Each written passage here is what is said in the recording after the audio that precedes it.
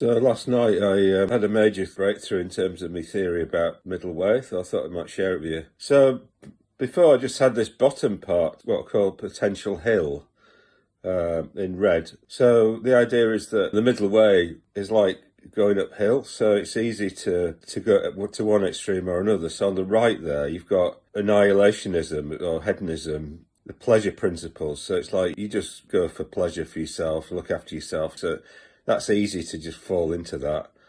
On the other side, on the left, you've got the reality principle, where it's more like there is some moral order to the universe you think's important, but you just go to that. It's a bit like fundamentalism, puritanicalism. You think, oh yeah, we need rules and commandments in religion to keep people in line. And also on the right, it's like you're going towards vagueness, and on the left, you're going towards certainty.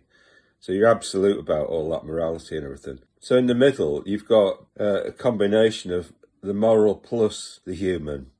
So it's like you've got a moral order, but you're treating it in a human way. You know, you're treating people in a human way. You're inviting them to think about morality, but you're not browbeating them with it or talking about original sin or anything like that. You're inviting them to think about it. So that's the Buddha's middle way. Up the middle there. So the hard thing is where you're trying to do two things that are in competition with each other. So if you're trying to look after yourself, but also look after others, you can tend to one or the other. It's harder to look after yourself and others, which is the middle way. So that's why the middle way is uphill. But if we take it on and we try and look after ourselves and others, we develop moral character and robustness and all that sort of thing. We get better at it. And I think what happens is the hill starts to get less steep because our view isn't going against what the reality is, which is we're moral plus human. And eventually we get to a point where the green line across the middle there, which is stream entry, we're seeing things as they really are. So it's not like seeing things as they really are in terms of impermanence or dukkha or whatever it is, just that. It's seeing things as they really are, as moral plus human. If we're talking about insight, we don't have insight with no people in it that's just about us and our attitude towards impermanence. It's got to have people in it. It's got to be in the context of an ethical framework. So, and sometimes when people are talking about insight, they talk about separating ethics and insight, and I think that's completely wrong. Well, their view of insight is that, but maybe they're just over on the left there. It's a bit like there's no people in the whole thing.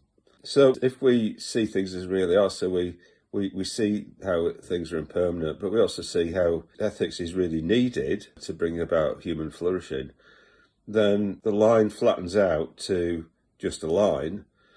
And then beyond that, what's in the bottom, the potential hill, turns into a potential well. So, which you get in physics, that you put a ball in the potential well and it moves backwards and forwards until it ends up in the middle. So as we make progress beyond stream entry, it becomes more and more natural that we stay in the middle way, because it really feeds back to us that it works to treat things as human plus moral.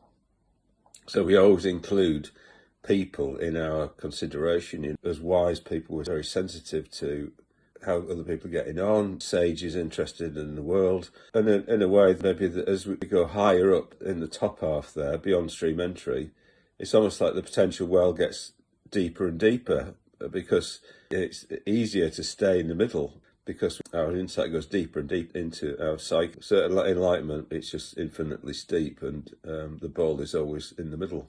So this all came up to me about 3:30 this morning, so I just thought I'd share it with you.